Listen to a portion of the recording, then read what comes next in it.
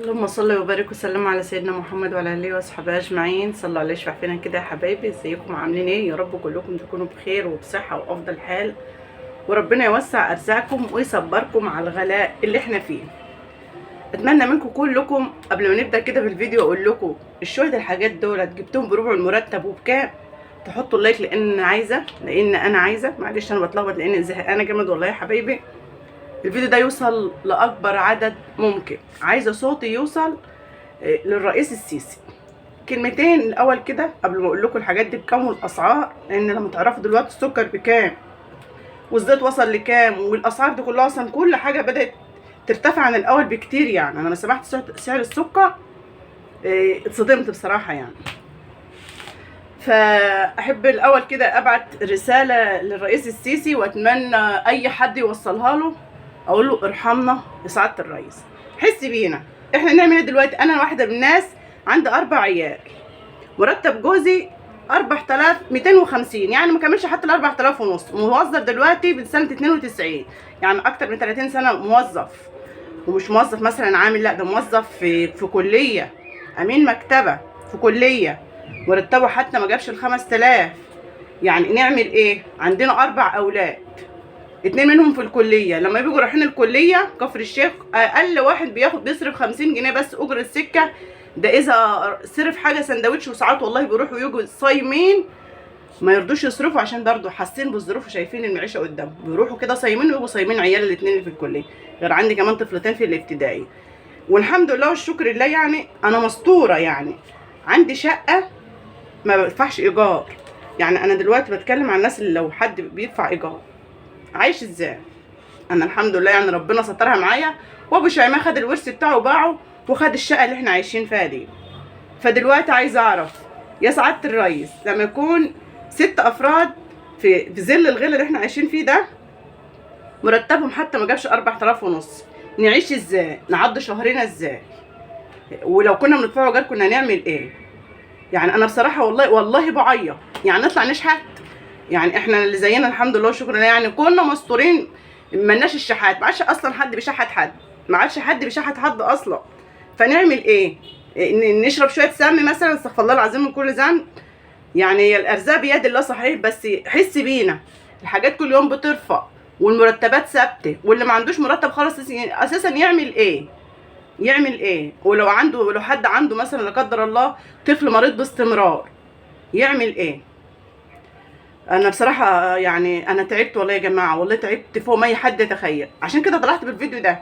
اما لقيت الاسعار كده قلت لازم اعمل الفيديو ده، يمكن صوت واحده بسيطه زي يوصل للرئيس السيسي او يوصل للناس المسؤوله عن مصر، اللي كل يوم سايبين غلاء الاسعار بطريقه ما حدش يتخيلها والمرتبات ثابته. نعمل ايه؟ ما ناكلش عيالنا؟ ما بناكلهمش اللي هم عايزينه والله، يعني بناكلهم يعني حاجه كده ماشي حالك، بس حاجه سندهم لما جالهم انيميا. انا واحده من الناس بعاني من الانيميا والله. يعني قولوا لنا نعملوا ايه؟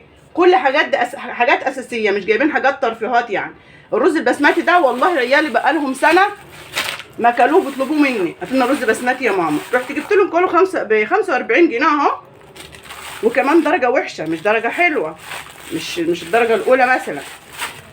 والرز العادي اللي هو العادي بتاع المصريين ب 30 جنيه، ادي حاجه بس ب 45 جنيه. الفلفل الاسمر كنا بنجيبه ب 90 جنيه ب 190 جنيه. العدس وكمان جايبه عدس مش درجه حلوه ولا حاجه، يعني داخل على 50 جنيه ب 48 جنيه. انا بس اللي معايا عايزاه يحسب الحاجات دي هتعدي ال 1000 جنيه، وكلها حاجات بسيطه.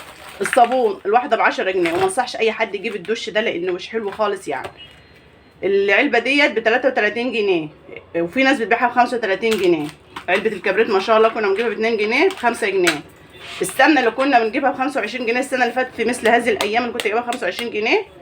الزبده قصدي للفطير، وزبده مش حلوه كمان يعني، بس الفطير بيبقى ناجح بيها يعني ب 70 جنيه.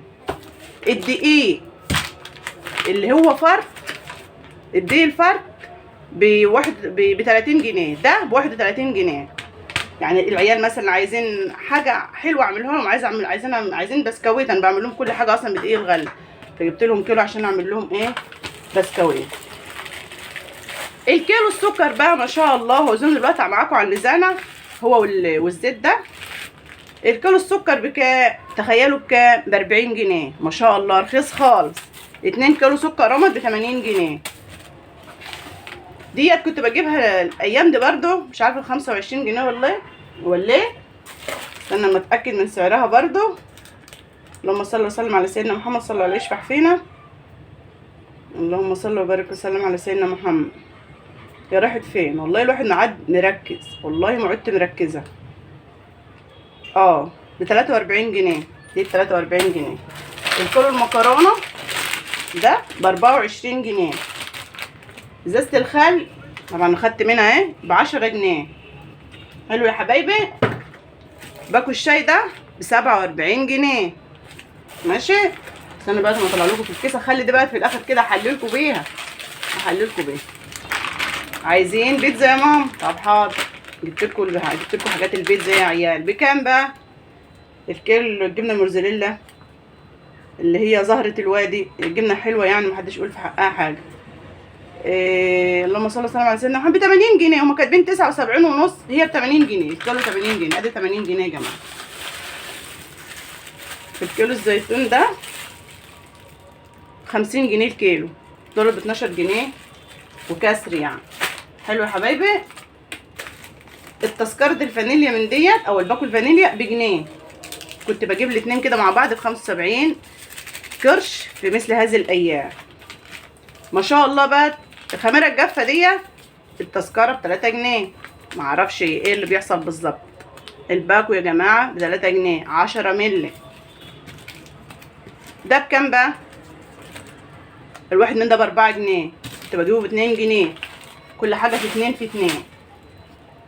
بصوا بقى يا حبايبي. جبت كوبايات عشان طبعا السكر غالي، لازم كل واحد يجيب كوبايات صغيره كده ويتقصد على قد ما يقدر. الدسته من ديت ب 70 جنيه.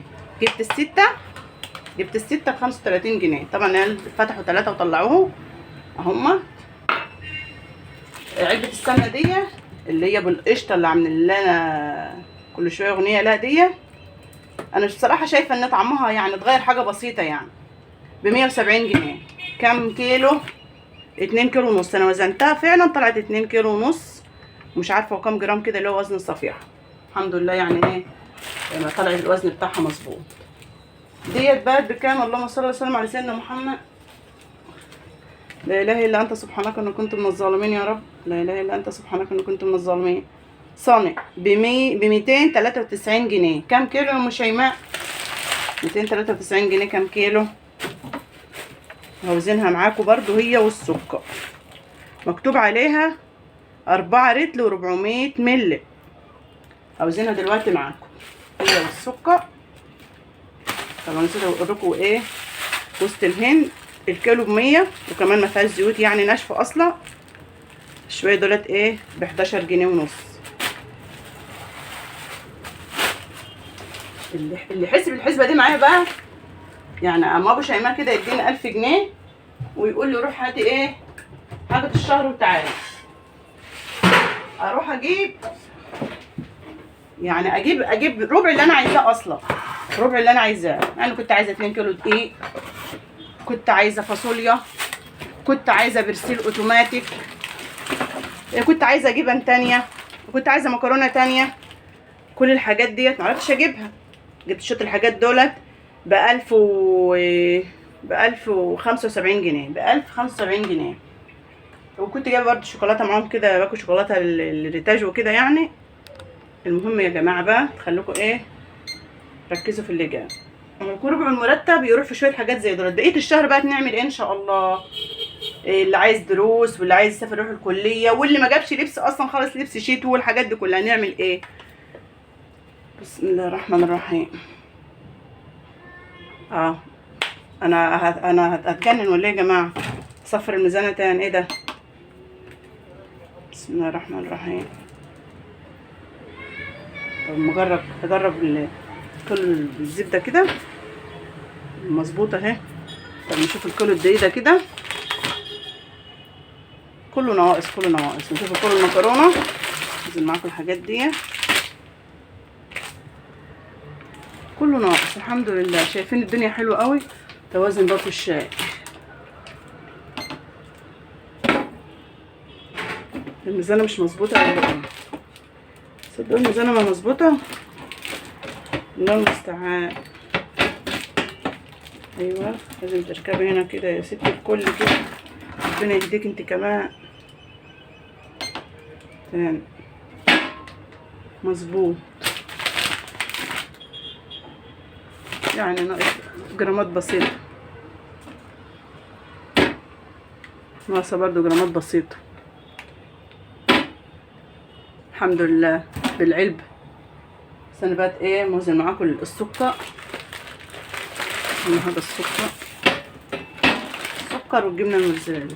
اما السمنه انا فتحتها وخدت منها وكنت وزنها ب 40 جنيه. والناس بتقول انا كنت جايبه الحاجات ديت اول امبارح، والناس بتقول السكر النهارده 43 جنيه، وفي ناس بتقول في اماكن تانية ب 50 جنيه. والله ما سمعت الاسعار اتوهمت يعني اكتر من موهومه يعني. الكيلو السكر مش كامل يا جماعه. استنى ما اشوف الجبنه الموتزاريلا كده. اللهم صل على سيدنا محمد. الله يكبركم ويوسع ارزاقكم. حطوا اللايك، والناس الجديده اللي اول مره تنوروا وشرفت في القناه اتمنى تشترك فيها وتفعل الجرس على الكل وشيروا الفيديو ده علشان يوصل للمسؤولين ويحسوا قد ايه احنا بنعاني يا جماعه. حياتنا بقت زفت الزفت من كتر التعب النفسي والضغط والمتطلبات اللي احنا مش عارفين نعملوها لاولادنا. الحمد لله كيلو كامل. بسم الله الرحمن الرحيم. طب بصوا يا جماعه مكتوب عليها 4. يعني قولي ديت هتعمل لها. انا كنت وزن الازازه ده قبل كده وهي فاضيه، وزنها وهي فاضيه طلعت 70 جرام. ازاي هم كاتبين عليها 4 رتل و400 جرام؟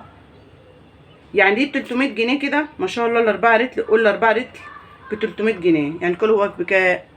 75 جنيه. كيلو الزيت واي ب 75 جنيه يا جماعه. وادي الايه الحاجات اللي انا نزلت جبتها بربع المرتب وجيت. والله المستعان. وربنا يعيننا على تربيه اولادنا ويحفظهم من امراض بس ويصلح حالهم. وبس يا حبايبي دي كان فيديو النهارده كده. بصراحه ما كنتش والله ناويه اصور خالص، بس انا سمعت سعر كنت حتى واخده من السمنه واخده من الخل، وبعدين لما لقيت وحتى واخده برده من الفلفل الاسمر. الفلفل الاسمر ده كنت جايباه نص كيلو، قربت اخلصه خدت منه عملت منه تتبيله.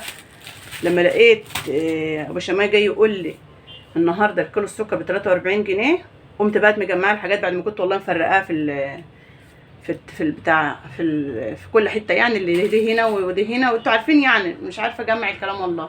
دي كانت في الفريزر حتى طلعتها فكت اهي عايزين نصور من بقالي ساعه بس كنت مشغوله مع العيال. فلما لقيت الاسعار كده قلت بقى تلاقيني هنزل بالفيديو ده، لان بصراحه الله المستعان وخلاص.